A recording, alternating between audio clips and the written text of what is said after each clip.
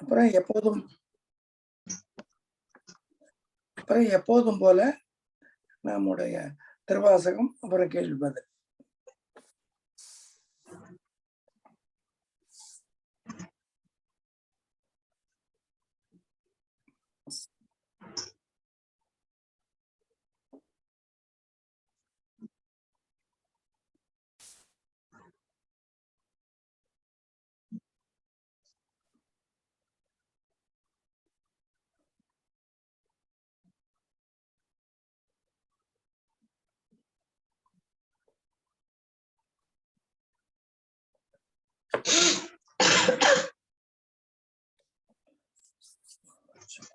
பயத்தை பத்தி இப்ப பார்க்கலாம்.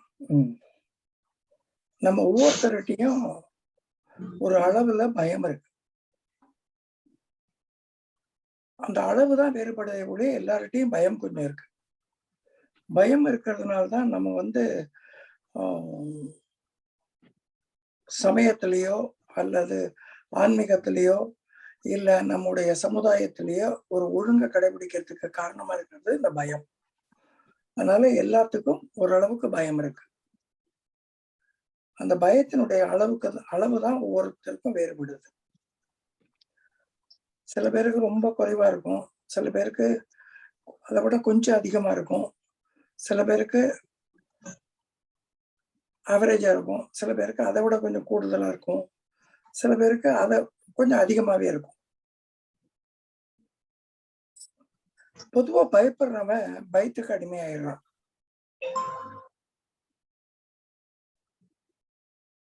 எதை செஞ்சாலும் மனசுக்குள்ள ஒரு பயத்தோட செய்யறான்.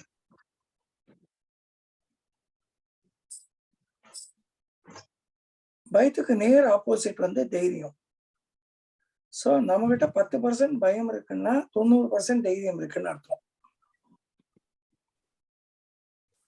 அந்த தைரியம் இருக்கிறவன் என்ன செய்யறான், இந்த பயத்தை ஓரங்கட்டிட்டு தைரியமா அந்த செயலை செய்யறான்.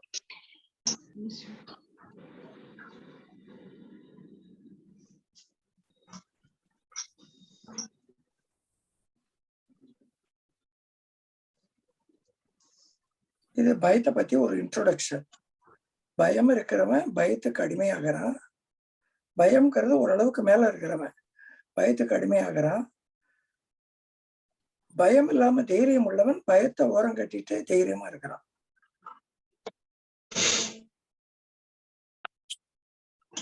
இப்ப நம்ம ஒரு கதைக்குள்ள போறோம். மாமன்னர் அலெக்சாண்டர் காலத்துல நடந்த ஒரு கதை.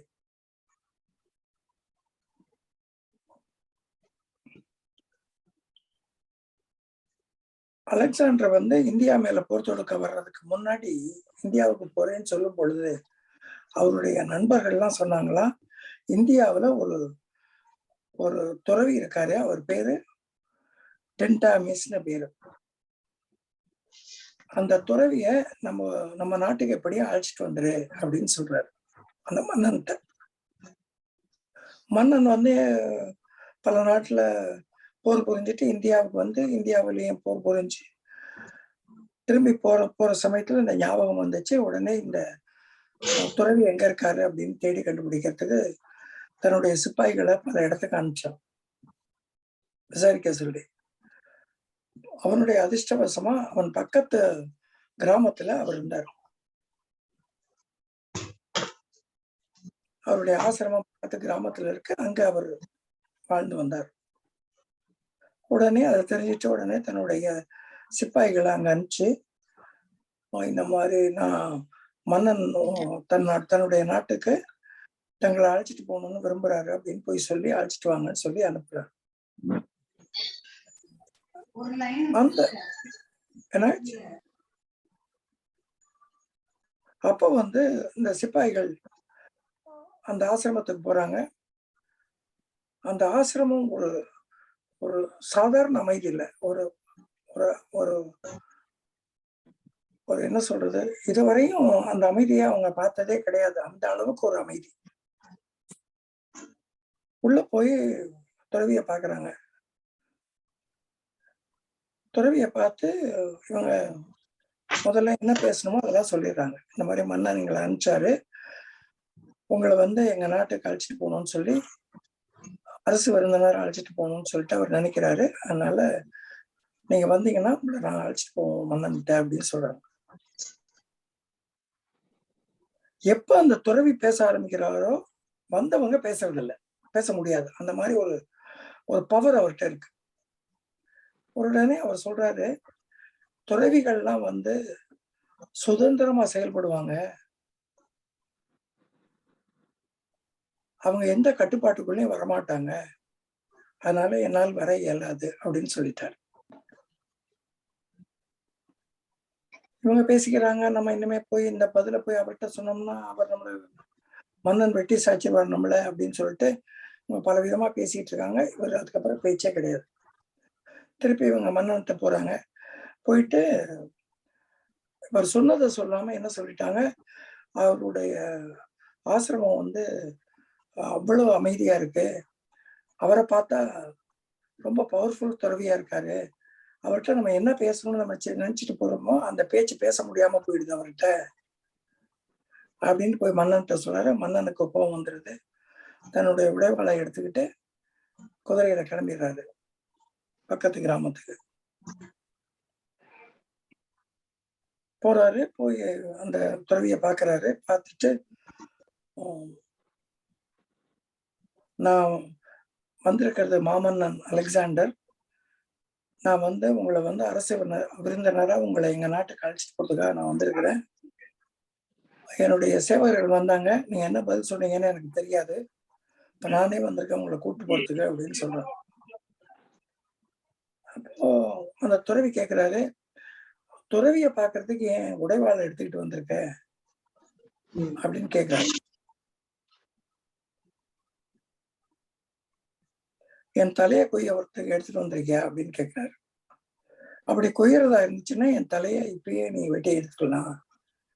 ஆனால் ஒண்ணு, இந்த தலையை வெட்டும் பொழுது என்னுடைய தலை கீழே விடும் பொழுது நீ எப்படி பாப்பாயோ அதே மாதிரி நான் பார்ப்பேன்.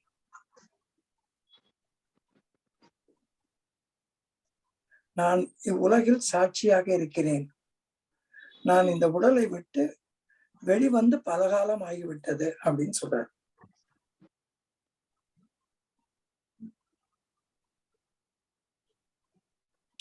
மன்னனுக்கு ஒண்ணுமே புரியல. இன்னொரு வார்த்தை சொன்னாரு. வந்த உடனே மாமன்னன் பல போர்களில் வென்றவன் அப்படின்னு சொல்லிட்டு உள்ள வந்தான்ல, அதுக்கும் சொல்றாரு, எவன் ஒருவன் தன்னை சிறந்தவன் என்று பேசுகின்றானோ அவன் உண்மையில் சிறந்தவன் அல்லன்.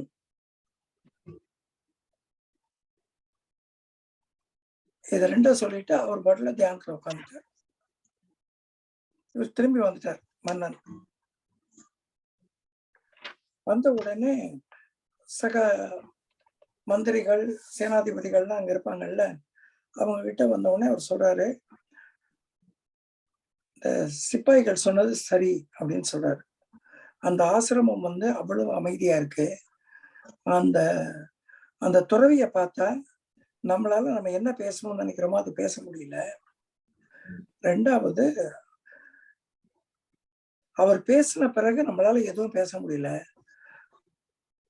நம்ம வந்து ஒரு வீரன், நம்ம வந்து நம்மளை எதுக்குறவனை தான் நம்மளால கொல்ல முடியும். அவர் நம்மளை விட பெரிய வீரனா இருக்காரு, நீ என் தலையை எடுத்துட்டு போங்கிறாரு. அவரை நான் போய் எப்படி கொலை பண்றது, எப்படி அவர் தலையை குயிறது, இதெல்லாம் நடக்காத விஷயம். நம்ம திருப்பி நம்ம நாட்டுக்கு போகலாம், பேக்கப் அப்படின்ட்டு. இந்த கதையில இருந்து நமக்கு தெரிகிறது என்னன்னா, எவன் ஒருவன் பயமில்லாமல் இருக்கிறானோ அவன் தானும் பயப்பட மாட்டான், மற்றவர்களையும் பயமுறுத்த மாட்டான்.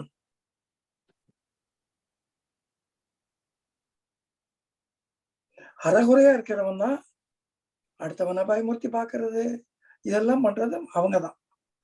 உண்மையா பயம் இல்லாதவன் தானும் பயப்பட மாட்டான், மற்றவர்களையும் பயமுறுத்த மாட்டான்.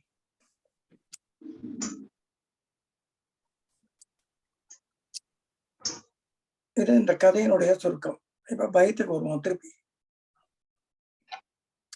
நம்ம கிட்ட எத்தனை வித பயம் இருக்கு சொல்லுங்க பார்க்கலாம். ஆளுக்கு ஒண்ணு ஒரு பயம் சொல்லுங்க.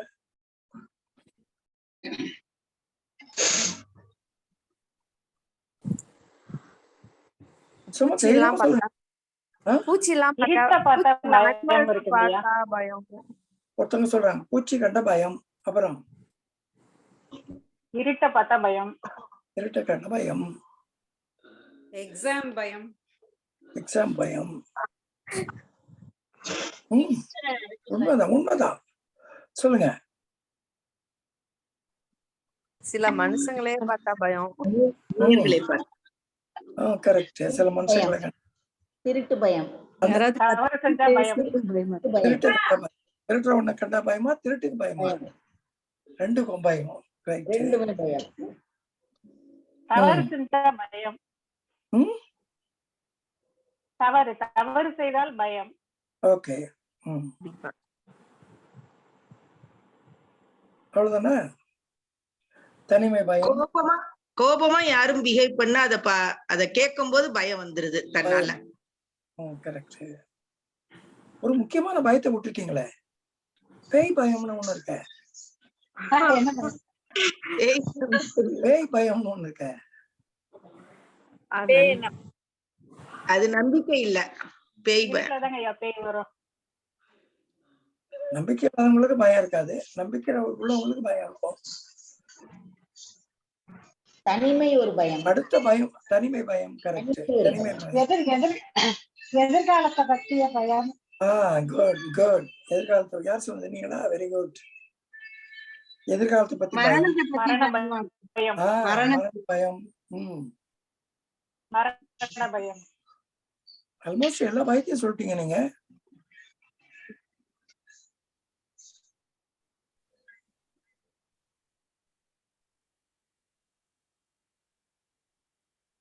சில டைம் அதிகமா அன்பு செலுத்துறவங்களை பார்த்தாலும் பயமா இருக்கும். அன்பு செலுத்துறவங்ககிட்ட பயம் இல்ல, அவங்க பிரிஞ்சிருவாங்களோன்னு ஒரு பயம். பிரிவு பயம். பிரிவு பயம்.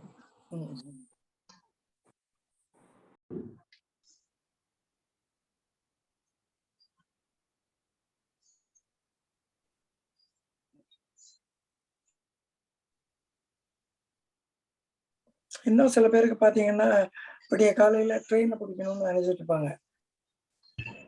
4 மணிக்கு ட்ரெயின் இருக்கும். நைட்டு தூங்க போவாங்க. அலாரம் கரெக்டா 3 மணிக்கு அலாரம் வச்சிருப்பாங்க.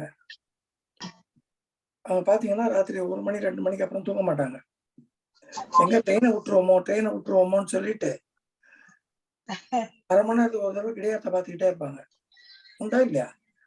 அந்த மாதிரி பயப்படுவாங்க.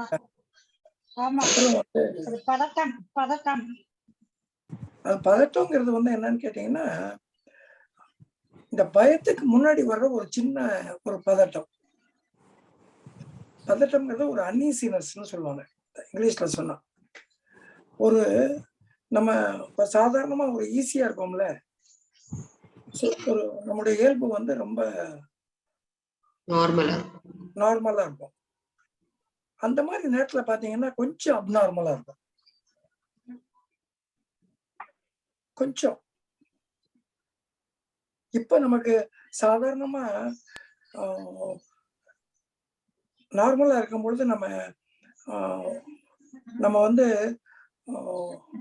ஒரு காமா இருப்போம், ஒரு கம்போஸ்டா இருப்போம், எதுலயும் ஒரு நம்பிக்கையோட இருப்போம். கொஞ்சோண்டு பயம் வந்துச்சுன்னா இதெல்லாம் போயிடும். நம்ம மேல நம்பிக்கை போயிடும், அந்த கிடையாட்டு மேல நம்பிக்கை போயிடும். உண்டா இல்லையா? இந்த மாதிரி புதிய விஷயம் ஏதாவது செய்ய போறப்போ பயம். எஸ். சப்போஸ் நீங்க மேடையில பேச போறீங்க, முதல் தடவை பேச போறீங்க, ஒரு 200-300 பேர் உட்கார்ந்துருக்காங்க, பேச போறீங்க, மைக்க பிடிக்கிறீங்க. பிடிக்கிறதுக்கு முன்னாடியே பதட்டம் வந்துடும். அந்த பிடிக்க போற நேரத்துல போனீங்கன்னா என்னமோ எல்லாம் மறந்து போன மாதிரி இருக்கும், தேர்வுல போய் உட்கார்ந்த மாதிரி இருக்கும்.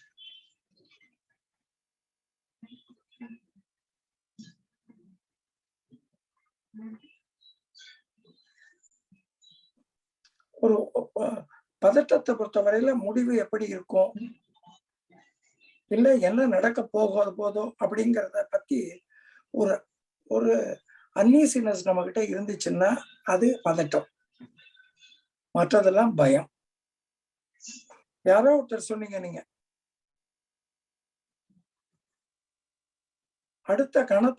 அடுத்த நிமிஷத்தை பத்தி பயம்னு சொன்னீங்க. யார் சொன்னீங்க? தேவி, நீங்க தான் சொன்னீங்களா? எதிர்கால நான் சொன்னேன் ஐயா. கரெக்ட். எதிர்காலத்தை பத்தி பயம்னு சொன்னீங்க. அத அடுத்த கணத்தை பத்தி பயம். இந்த நிமிஷத்துல நீங்க இருந்தீங்கன்னா உங்களுக்கு பயமே கிடையாது. எப்ப நீங்க அடுத்து என்ன நடக்குமோ அப்படின்னு நீங்க நினைக்க ஆரம்பிச்சீங்கன்னா உங்களுக்குள்ள பயம் வந்துடுது.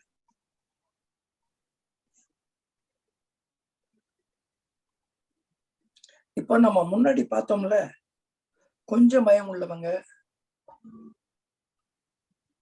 அதை விட கொஞ்சம் கூட பயம் உள்ளவங்க, ஆவரேஜா பயம் உள்ளவங்க, அதுக்கு அதிகமா பயம் உள்ளவங்கன்னு பார்த்தோம்ல. நம்ம ஒரு கேட்டகரி ஆரம்பத்துல அவங்க ஒருத்தரையா பார்ப்போம். கொஞ்சமா பயம் உள்ளவன், அவனுக்கு நிறைய தைரியம் இருக்கு. அதனால அவன் அந்த தைரியத்தை வச்சு இந்த பயத்தை ஓரம் கட்டிட்டு அவன் செயல்படுவான். சோ அவனை பத்தி பிரச்சனை இல்லை.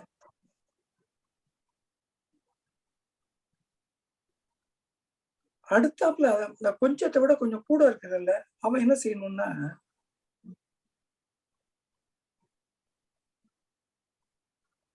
தனக்கு என்னென்னத்தை கண்டு பயம் இருக்குன்னு தெரிஞ்சுக்கிட்டு அந்த பயத்தை எப்படி சமாளிக்கிறது அப்படிங்கிறத ஒரு திறமையை வளர்த்துக்கிறது தனக்குள்ள. இந்த மாதிரி சிச்சுவேஷன்ல இந்த மாதிரி நடக்கணும் அப்படின்னு சொல்லிட்டு தன்னை தயார் பண்ணிக்கிறது. அது 2வது நிலை. இப்போ எதிர்காலத்தை பத்தியோ அடுத்த கணத்தை பத்தியோ இல்ல அடுத்தது என்ன நடக்குமோங்கிற பயம் உள்ளவங்க எல்லாம் கூடிய வரையும் நிகழ்காலத்துல இருக்கிறதுல இருந்து பழகிட்டாங்கன்னா அது பயமெல்லாம் போயிடும்.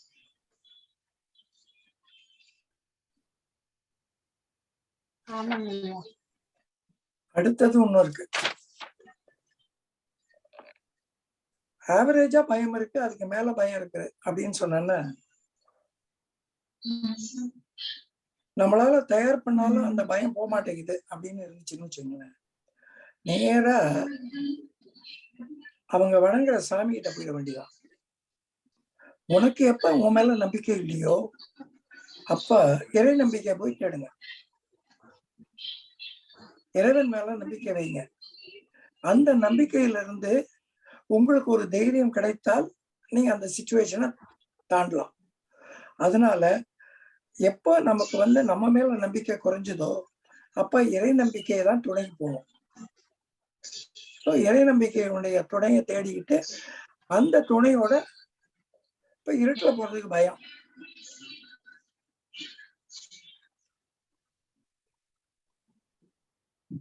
நீங்க பயந்து பயந்து செத்து போறதை விட போகும் பொழுது நீங்க சிவபெருமானை நினைச்சிட்டு ஒரு பாட்டை பாடிக்கிட்டு சிவபெருமானை நினைச்சுக்கிட்டு நீங்க பாட்டுல போயிட்டே இருங்க. அவர் பாத்துக்குவாரு, நமக்கு ஒன்றும் பயம் இல்லை, அவர் பாத்துக்குவாரு அப்படிங்கிற ஒரு அந்த மாதிரி ஒரு ஆட்டிடியூட்ல போங்க. அப்ப முக்காவாசி பேர் அதான் செய்வாங்க. அதை செய்வாங்க. அதனால உங்களுக்கு பிடிச்ச பாட்டை பாடிக்கிட்டு இல்ல அவருடைய நாமத்தை சொல்லிக்கிட்டு அந்த மாதிரி சந்தோஷமா போங்க. சத்தமா வாய் விட்டு பாடிக்கிட்டு போயிட்டே இருந்தீங்கன்னா ஒண்ணுமே இருக்காது. இப்போ இன்னும் ஒரு டாபிக் நான் விட்டுட்டேன், அதை சொல்லிடுறேன். வலியும் தோல்வியும் நமக்கு எப்போதுமே இப்ப நீங்க பள்ளிக்கூடத்துல படிக்கும் பொழுது நீங்க ஏதோ தவறு பண்ணிட்டீங்கன்னு சொல்லிட்டு ஆசிரியர் அடிக்க வர்றாருன்னு வச்சுக்கோங்களேன். அப்பெல்லாம் கை நீட்ட சொல்லுவாரு, அடிப்பாரு. அதுக்கப்புறம் கொஞ்சம் யங்கர் ஜெனரேஷனுக்கு இப்ப வாத்தியார் அடிக்க கூட கூடாதும்பாங்க இப்பெல்லாம். அதனால அப்படி அடிக்கிற காலத்துல அப்படி அடிக்க வர்றாருன்னு வச்சுங்க. இல்ல உங்க அம்மா நீங்க தப்பு பண்ணிட்டீங்க அடிக்க வர்றாங்க அப்படின்னா அவங்க அடிக்கிறத விட அவங்க கை ஓங்குறாங்க பாருங்க, அப்போ உங்களுக்கு ஒரு மாதிரி இருக்கும், பதட்டம் நிறைய இருக்கும். ஐயோ நிறைய வலிக்குமே அப்படின்னு சொல்லிட்டு அடிச்சா பாதி துணியில பற்றும், உங்க உடம்புல பட போறது இல்லாது இருந்தாலும் பயம் அது அதிகமா இருக்கும். அப்போ அப்ப தோல்வியை விட தோல்வியை பற்றிய பயம் ஜாஸ்தி இருக்கும். அதனால தோல்விங்கிறது ஒரு சின்ன பயம்தான். ஆனா தோல்வியை பற்றி நீங்க நினைக்கிறது தான் பெரிய பயமா இருக்கு உங்களுக்கு. அதனால கூடிய வரையும் வெற்றியோ தோல்வியோ அது நீங்க சரிசமமா பார்க்கக்கூடிய மனப்பக்குவம் உங்களுக்கு வரணும். இல்லையா ரெண்டையும் நீங்க வணங்குற இறைவனுக்கு அப்படியே சமர்ப்பணம் பண்ணுங்க. நான் ஜெயிச்சாலும் நீதான், நான் தோத்தாலும் நீதான், அது உனக்குதான். முயற்சி மட்டும்தான் என்னுடையது, வெற்றி தோல்வி உன்னுடையது அப்படின்னு சொல்லி விடுங்க. அப்படின்னு பழக்கப்படுத்துங்க. பட்டீங்கன்னா ஆட்டோமேட்டிக்கா வெற்றி வந்தாலும் உங்களுக்கு ஒண்ணும் தெரியாது, தோல்வி வந்தாலும் அது உங்களை பாதிக்காது. அந்த பயமும் உங்களை ஒன்றும் கிட்ட வராது. ஆக பயம்ங்கிறது ஒரு ஆளை கண்டு பயம், மீசை வச்ச ஆளை கண்டு பயம், இப்படி எல்லாம் நீங்க சொல்றீங்க. இதுக்கெல்லாம் காரணம் என்னன்னு கேட்டீங்கன்னா தாய்மார்கள் தான்.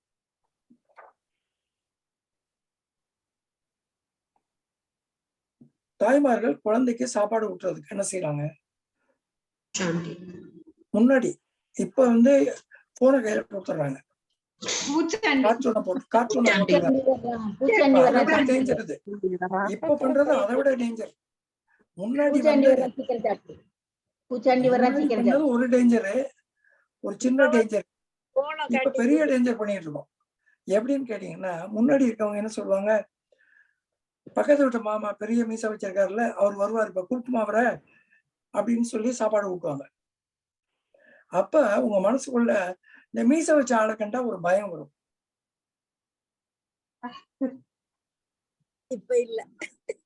இப்ப இருக்காது, ஏன்னா உங்க வீட்டுக்காரே மீசை இருக்கும், பார்த்து பார்த்தே பழகி விட்டுருங்க. இப்ப விட்டுருங்க. அடுத்த விஷயத்துக்கு இப்ப நீங்க பயமுறுத்துறீங்க அவரை, மீச வச்சவரை. அடுத்த விஷயத்துக்கு வருவோம். அதே மாதிரி இப்ப கார்ட்டூனை பார்த்து ஒரு அமானுஷ்யமான உருவங்கள் எல்லாம் பார்த்து பயம் இல்லாம இருக்கு, ஆனா மனசுக்குள்ள என்ன நடக்குதுன்னு உங்களுக்கு தெரியாது. அந்த குழந்தை மனசுக்குள்ள எப்படி அது உள்ள போகுதுன்னு தெரியாது. அது ரசிக்குதுன்னு நம்ம நினைக்கிறோம். ஒருவேளை இதெல்லாம் ரசிக்க ஆரம்பிச்சதுன்னா பின்னாடி எதெல்லாம் ரசிக்குமோ தெரியாது, அதுவும் தெரியாது. அதனாலதான்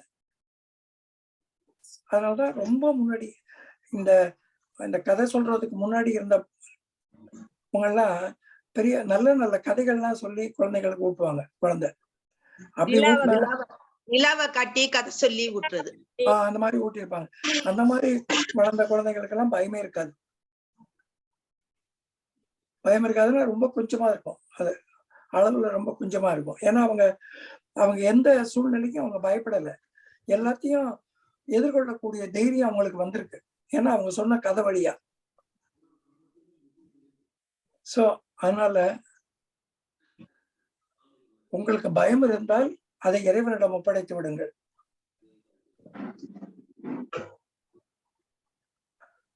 தன்னம்பிக்கையோடு செயல்படுவோம், வயிற்றை வெற்றி காணுவோம்.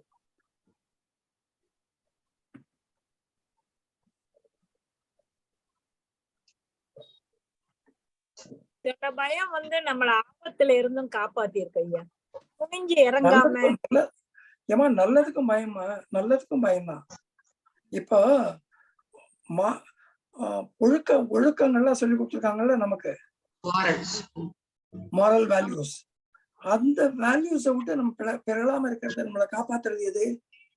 பயம். அதனால ஓரளவு பயம் ஒவ்வொருவருக்கும் அவசியம் இருக்கணும். அது அளவுல அதிகமாக கூடாது. தப்பு செஞ்சா கடவுள் தப்பாரெல்லாம் முன்னாடி சொல்லுவாங்க, இந்த மாதிரி தப்பு செஞ்சா உனக்கு இந்த இது வரும்னு சொல்லுவாங்க. அப்ப நம்ம அதெல்லாம் செய்யாம யோசிப்போம், அது நல்லதுதானே. சில விஷயத்துல என்னை கேட்டா அது கூட சொல்லக்கூடாது, அது கூட சொல்லக்கூடாது. இது தவறுன்னு தான் சொன்னோம். தண்டிப்பாரு. அப்போ இறைவனை பத்தி நீங்க என்ன நினைக்கிறீங்க? அவங்கதான் எல்லாரும் என்ன சொல்றாங்கன்னு கேட்டீங்கன்னா, என்னை கஷ்டப்படுத்துறாரு இறைவன், என்னை சோதனைக்கு உள்ளாக்குறாரு, எனக்கு அப்படி பண்றாரு இப்படி பண்றாருன்னு புலம்புறதுக்கு காரணம் அதுதான். அதான் அது சொல்லக்கூடாது, கண்டிப்பாரும் சொல்லக்கூடாது. உனக்கு பாதுகாப்பா இறைவன் இருப்பாரு, உனக்கு எந்த நேரத்துல வேணாலும் உதவுவாரு அப்படின்னு நம்ம பாசிட்டிவா பேசணும். நம்ம எப்பப்ப பாசிட்டிவா பேச ஆரம்பிக்கிறோமோ அப்பெல்லாம் நமக்கு வந்து பாசிட்டிவ் எனர்ஜி நமக்கு வரும். உண்மை. நம்மளை சுத்தி இருக்கவங்களும் பாசிட்டிவா பேசணும், நம்மளும் பாசிட்டிவா பேசணும். அப்படி பாசிட்டிவா திங்க் பண்றது, பாசிட்டிவா பேசுறது, பாசிட்டிவா நினைக்கிறது, இதெல்லாம் வந்து என்னன்னு கேட்டீங்கன்னா நம்மையும் நம்ம சுற்றி இருக்கிறவங்களுக்கும் பாசிட்டிவ் எனர்ஜியை நம்ம கொடுத்துக்கிட்டு இருக்கோம். அதனால எது சொன்னாலும் நல்லதையே சொல்லுங்க. உங்க வாயால சொல்லும் பொழுது நல்லதையே சொல்லுங்க, நல்லதையே நினைங்க. நடக்கும். அவங்க எப்படி இருந்தா நமக்கு என்ன, நம்ம நல்லவங்களா இருப்போமே. அதான் நிஜம். நம்ம நல்லதா இருந்தா நமக்கு வைப்ரேஷன் நல்லதா இருக்கும். நம்ம நம்ம நம்ம நம்ம நல்லவங்களா இருப்போமே. மற்றவங்களை பத்தி நம்ம ஏன் கவலைப்படணும்? கவலைப்பட வேண்டாம். அவங்க நல்லபடியா இருக்கணும்னு பார்த்து நம்ம நல்லது சொல்லுவோம் அவங்களுக்கு. அவங்க ஏத்துக்கிட்டாலும் சரி, ஏத்துக்காட்டி போனாலும் சரி, அந்த அந்த பாசிட்டிவ் வைப்ரேஷன் அவங்கள கொஞ்ச நாள் கழிச்சு மாத்தும்.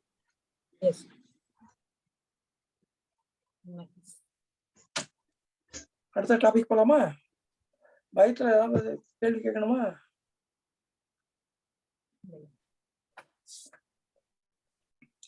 ஏர்கோன் கலிக்காம நாயனார்.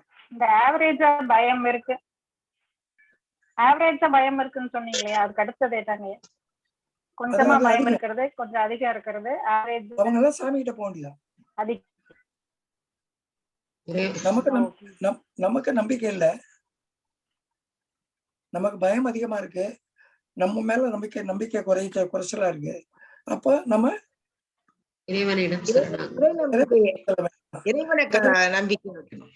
இறைவனுடைய நம்பிக்கையை பெற்று நம்ம நம்பிக்கையை வளர்க்கணும். இறைவன் நம்பிக்கை பெற முடியாது. அதனால இறைவனுடைய பாடல்கள், இறைவனுடைய நாமம் இதெல்லாம் சொல்லி நமக்குள்ள ஒரு தன்னம்பிக்கையை வளர்த்து நம்ம செயல்படணும். புரிஞ்சுதா? கேட்டவங்க யாரு? புரிஞ்சுதுல? புரிஞ்சுதுங்களா? அடுத்தது ஏர்கோன் கலிக்காமல். என்னங்க சொல்லுங்க. ரொம்ப நன்றிங்க ஐயா. இதுக்கெல்லாம் நன்றி வேணாங்க. இதெல்லாம்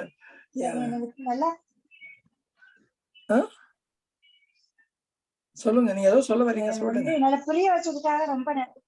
இல்ல, நீங்க புரிய வச்சதுக்காக ரொம்ப நன்றிங்க ஐயா. சிவசிவா சிவசிவா, எல்லாம் சிவனுக்கே.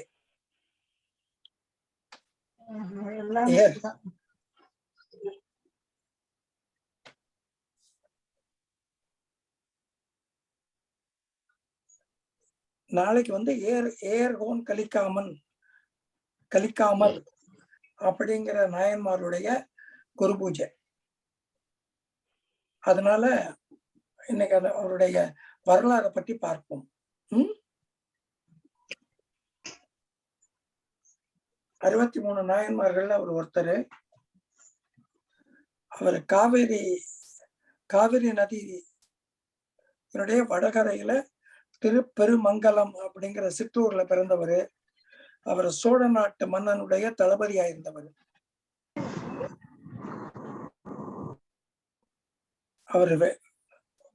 அவர் வந்து பிறந்ததுல இருந்து தாய்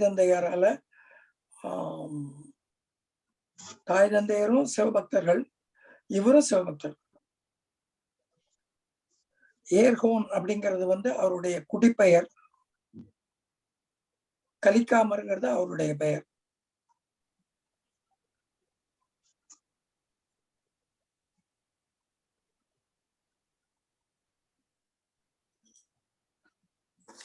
அவருக்கு திருமண பருவம் வந்துச்சு. அவர் பெண் பார்க்கறதுக்காக பெண் பார்க்க சென்றாரு.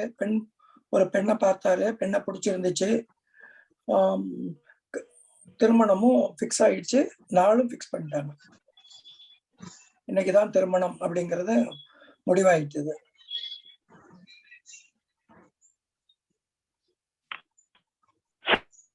அந்த திருமண நாள் வந்துச்சு. அன்று காலை அந்த பெண்ணினுடைய வீட்டுக்கு ஒரு சிவனடியார் போனார். பெண்ணுக்கு ஒரு சிறப்பு இருந்துச்சு. அந்த பெண்ணுடைய கூந்தல் வந்து ரொம்ப நீளமா.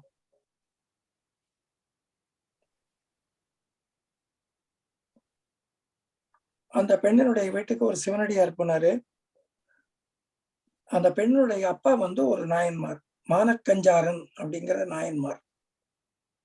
அவருடைய பெண் தான் ஏர்கோன் கலிக்காமன் வந்து தன்னுடைய அவர் பார்த்த பெண்ணும் அதான். அந்த அந்த மானக்கஞ்சார நாயனார்கிட்ட போய் உன்னுடைய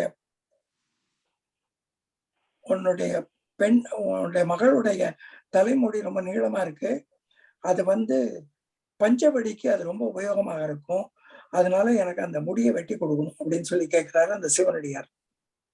அன்று திருமண நாள் அந்த பெண்ணுக்கு. உடனே அந்த நாயன்மார் என்ன செய்யறாரு, மானக்கஞ்சாரன் அவங்க அப்பா என்ன செய்யறாரு, முடியை வெட்டி கொடுத்துறாரு.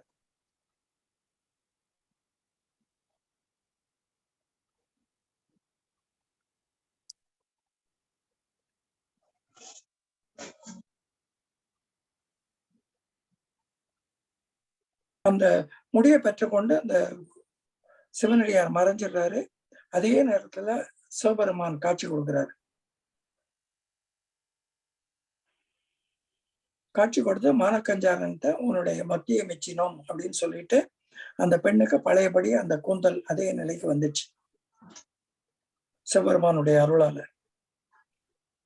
இப்போ கல்யாணம் இனிதாக நடைபெற்றது. 2 பேரும் மனமொத்த தம்பதிகளாக இருந்தாங்க. அதனால வந்து அவங்க வீட்டுக்கு சிவனடியார்கள் வந்தாங்கன்னா அவங்களுக்கு அமுது பண்றது, 2 பேரும் இதை செஞ்சு கொண்டு இதை வந்து அமுது பண்ணி வைக்கிறது வந்து அவங்களுடைய தொண்டாக செய்து கொண்டு வந்தார்கள்.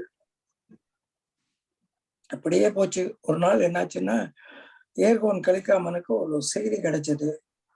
அதாவது சுந்தரமூர்த்தி நாயனார் இருக்காரு, அந்த சுந்தரர் அப்படின்னு சொல்லுவாங்கல்ல, சுந்தரமூர்த்தி நாயனார். அந்த சுந்தரமூர்த்தி நாயனார் வந்து தன்னுடைய மனைவி கோபமா இருக்கிறா, தன்னை வீட்டுக்குள்ள விடமாட்டேங்கிறான்னு சொல்லிட்டு சிவபெருமான தூது போக சொல்றாங்க மதுரையில. அதுக்கு சிவபெருமான் தூது போறாரு.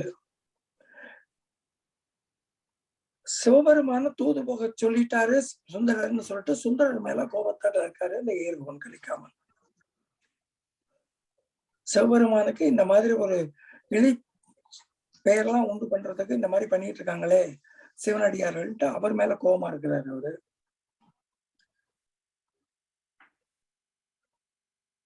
ஆனா சிவபெருமான் வந்து அங்க தூது போய் சுந்தரரை வந்து அந்த பறவை நாச்சியார் சேர்த்துக்கிற வீட்டுக்குள்ள அலோவ் பண்றதுக்கு பர்மிஷன் வாங்கி கொடுத்துருக்காரு. இத பத்தி விவரம் எல்லாம் நம்ம சுந்தரமூர்த்தி நாயனார் வரலாறு அடுத்த மாசம் பார்ப்போம். ஆடி மாசத்துல பார்ப்போம். ஆடி சுவாதி அவருடைய குரு பூஜை. அதனால அந்த சமயத்துல அந்த கதையை பார்ப்போம்.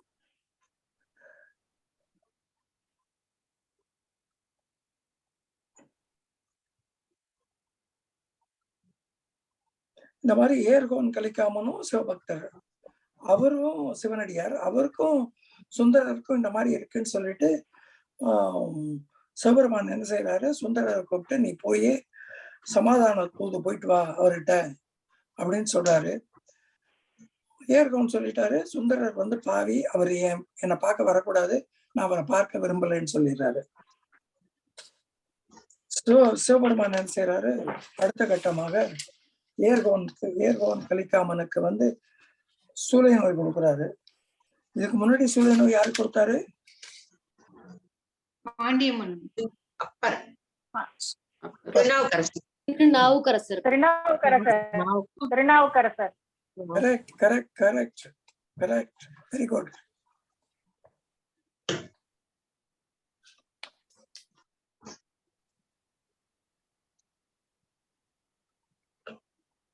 கலிக்காமர் வந்து சிவபெருமான்கிட்ட வேண்டுறாரு, எனக்கு இந்த சூழ நோயை போக்கியருள வேண்டும் அப்படின்னு சொல்லி வேண்டுறாரு. உடனே சிவபெருமான் சொல்றாரு, நீ வந்து சுந்தரர் வந்து உன்னுடைய சூழ நோயை போக்குவார் அப்படின்னு சொல்றாரு. அவன் வந்து அதாவது அவர் லாங்குவேஜ்ல, ஏன்னா அவருக்கு சுந்தரர் பிடிக்காது. ஆனாலும் சுந்தரர் அவன் வந்து என்னுடைய நோயை தீர்க்கறதுக்கு முன்னாடி நான் மாழ்வேன் அப்படின்னு உடைவாளை எடுத்து அவர் வயிற்றை கிழிச்சிட்டு இறந்து போயிடுறாரு, ஏற்கோன் கலிக்காமன்.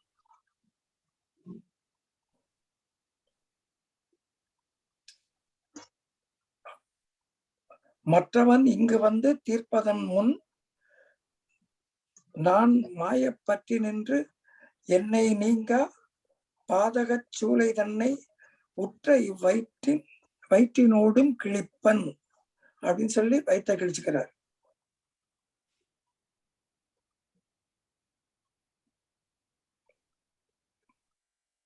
உடனே அவருடைய மனைவி வந்து அதே உடைவாளை எடுத்து தானும் இறந்து போகணும்னு சொல்லிட்டு எடுத்து தன்னை மாய்க்க அவங்க முயன்ற போது அந்த சமயத்துல வாசல் கதவு தட்டப்பட்டது.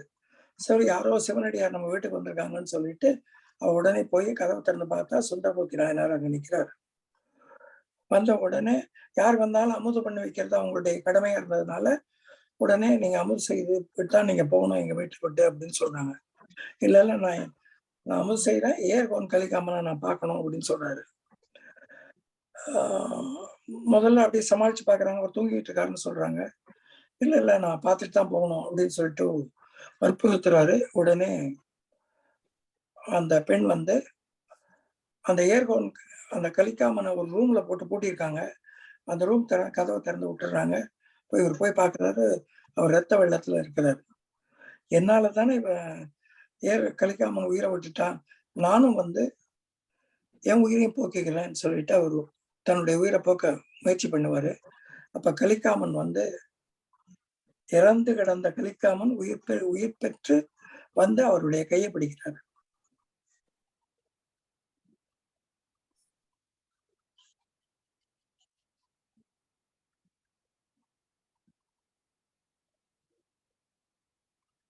மூவரும் அப்படி திரும்பி பாக்குறாங்க.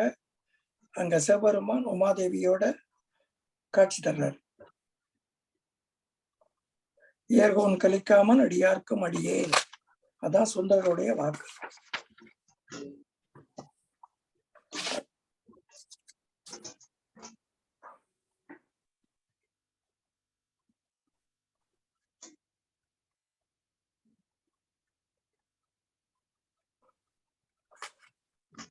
இந்த வரலாறுலாம் நான் கொஞ்சம் அப்படி கேப் விட்டுருப்பேன். அதை கண்டுபிடிச்சிங்கன்னா கேள்வி கேளுங்க, கண்டுபிடிக்க முடியல விட்டுருங்க. இந்த பெரிய புராணம்னு ஒரு புஸ்தகத்துல இருந்து ஒவ்வொரு இருக்கு. அதுலதான் 11 திருமுறை வந்து சிவபெருமான பற்றி,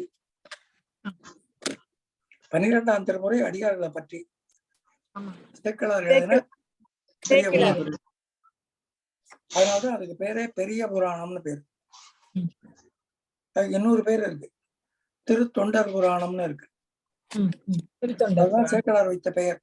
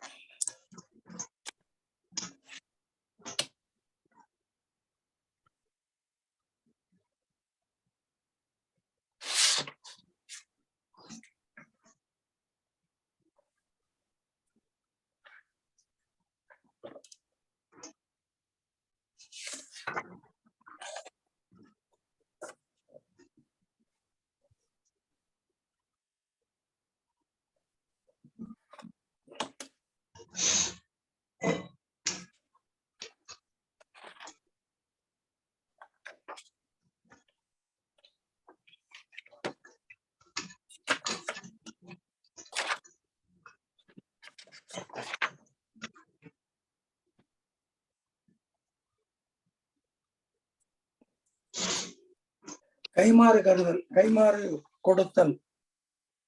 திருச்சதகத்துல கைமாறு கொடுத்தல்.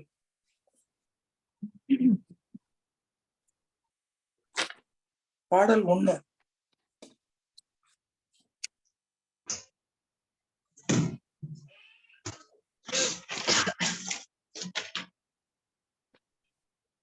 ஏதாவது பாடுறீங்களா?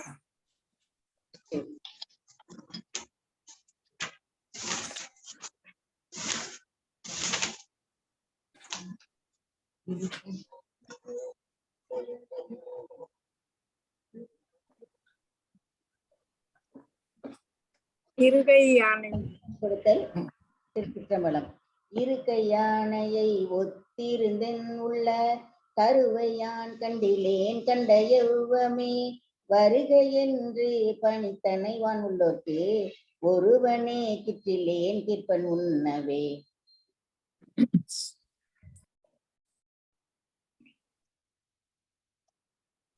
யானையை ஒத்திருந்து. யானை ஒருத்தருக்கும் உதவி பண்ணாது.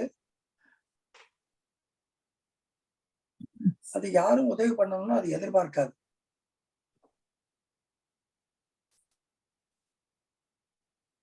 அது யானையினுடைய தன்மை.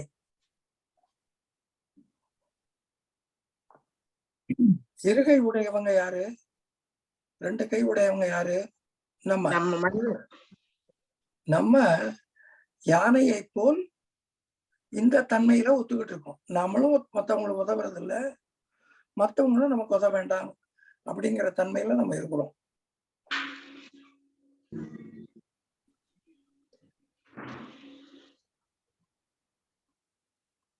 என் உள்ள கருவையான் கண்டிலேன்.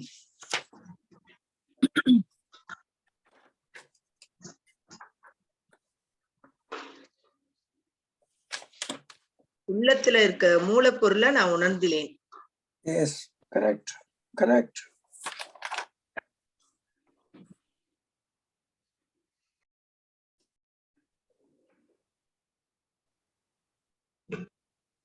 உணர்.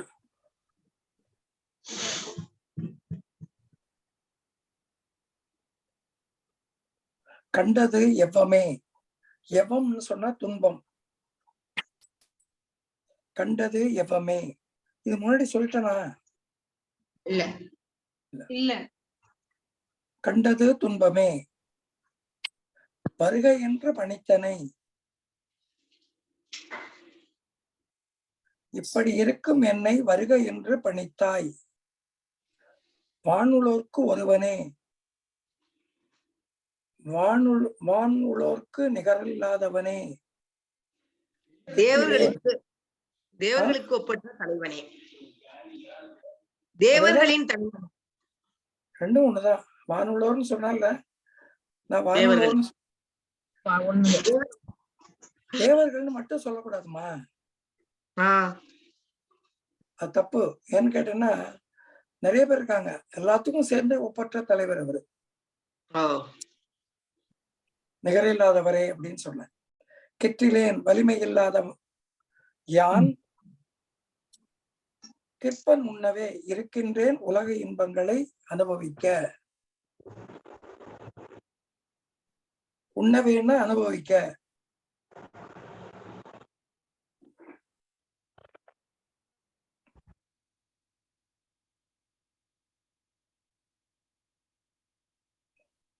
விளக்கம் என்னன்னா,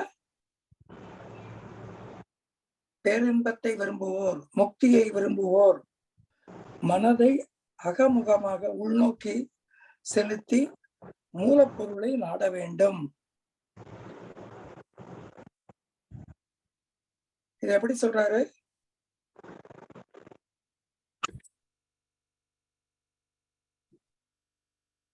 கருவையான் கண்டிலேன் அப்படின்னு சொல்றாரு.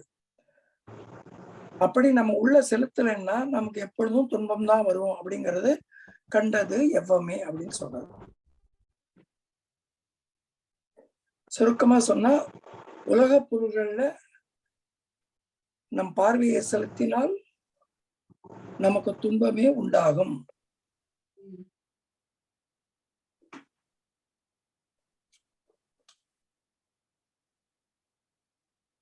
அப்புறம் 5வது பாட்டும் 9வது பாட்டும் ஞாபகம் வச்சுங்க.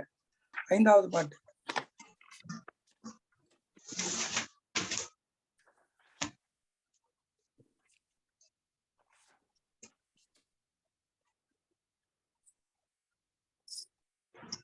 5வது பாட்டு 6வது பாட்டமா? 5. போற்றி என்றும் புரண்டுமா? 5, 9. இல்ல உங்க கிளாஸ்ல என்ன சொன்னானு அது என்னது? கரெக்ட் தானா? 5, 9 தான். 5வது 9வது. 5.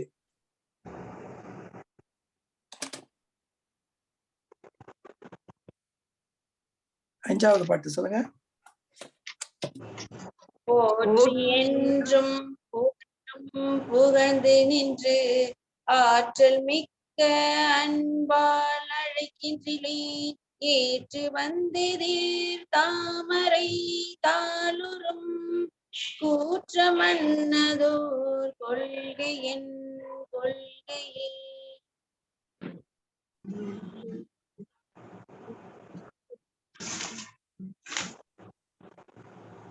போற்றி என்றும் போற்றுதலுக்கு உரியவன் என்றும் புரண்டும் நிலத்தை வீழ்ந்து புரண்டும் புகழ்ந்தும் அவன் புகழ்களை பாடியும்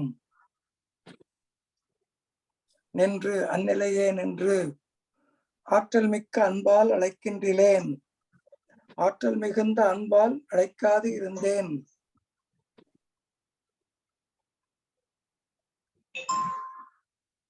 எதிர் எற்று வந்து எதிரில் வந்து தாமரை தாளுறும் உமது தாமரை மலர் போன்ற திருவடிகளை அடைந்து குற்றம் அன்னதோர் கொள்கை யமனது கொள்கையை ஒத்ததாகிய ஒரு கொள்கை என் கொள்கை எனது கொள்கை ஆகும்.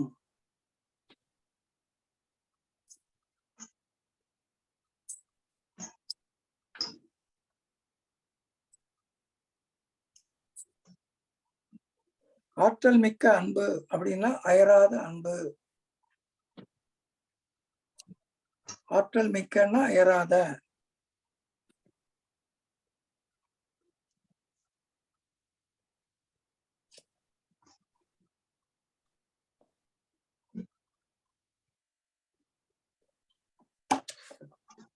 இப்ப யமனுடைய கொள்கை என்ன அப்படிங்கறது தெரியணும். முன்னாடி கூட எங்கேயோ படிச்சேன், இதை பத்தி சொல்லியிருக்கேன்.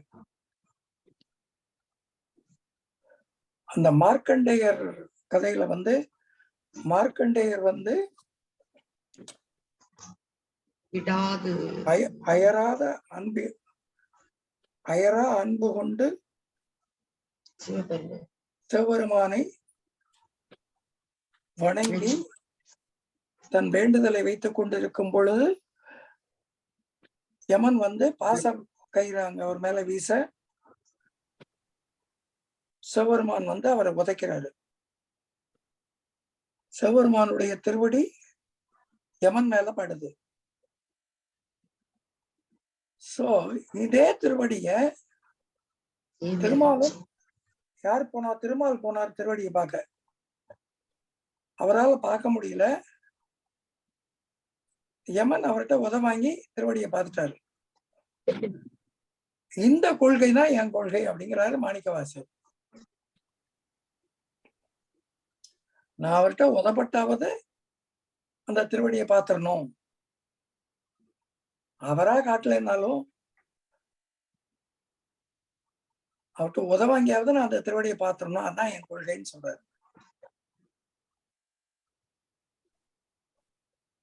அடுத்த பாட்டு கட்டறுத்தெனை ஆண்டு கண்ணார நீரு இட்ட அன்பரோடு யாவரும் காணவே பட்டி மண்டபம் ஏற்றினை எட்டினோடு இரண்டும் அறியேனையே.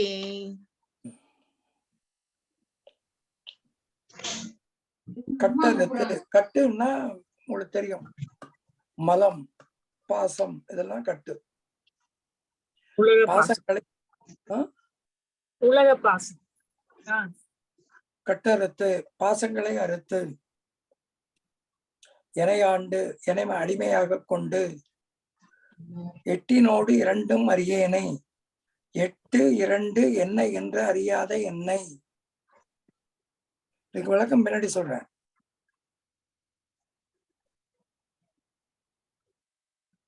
நீரிட்ட அன்பரோடு நீரணிந்த அடியாரோடு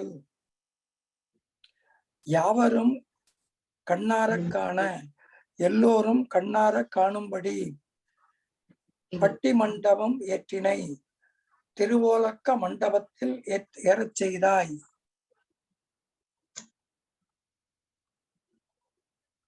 ஏற்றினை, இன்னொரு ஏற்றினை இருக்கும். அதில் இடப வாகனத்தை உடைய நீ வீர்.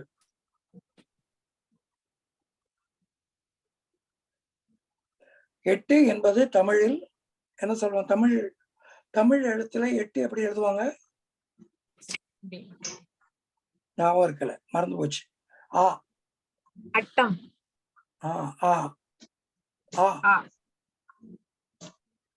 ஆங்கிறது எப்பொழுதும் சிவனை குறிக்கும்.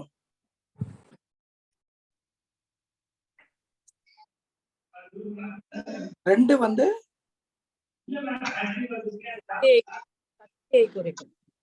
ஊ ஊ ரெண்டு ஊ வா வா வா வா சாரி வா வா வந்து சக்தியை குறிக்கும்.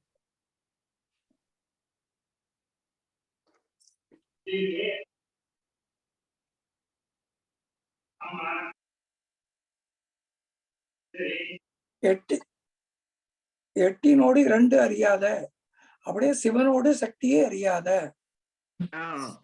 அது ஒரு பொருள். இன்னொரு பொருள், எட்டினோடு இரண்டு, ரெண்டையும் சேர்த்தா எவ்வளவு வரும்? 10. 10க்கு தமிழ்ல என்ன? யா. யான்னா ஆன்மாவை குறிக்கும். அப்ப நமக்கு ஆன்மாவும் தெரியல, சிவனும் தெரியல, சக்தியும் தெரியல.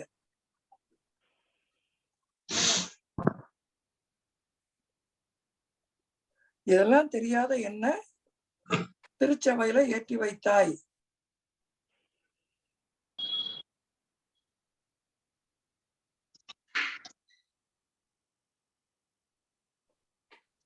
சுருக்கமா சொல்லணும்னா, சிவபெருமானால் அடிமை கொள்ளப்பட்ட உயிர் எத்தன்மையதாயினும் அது உயர்வை பெறும்.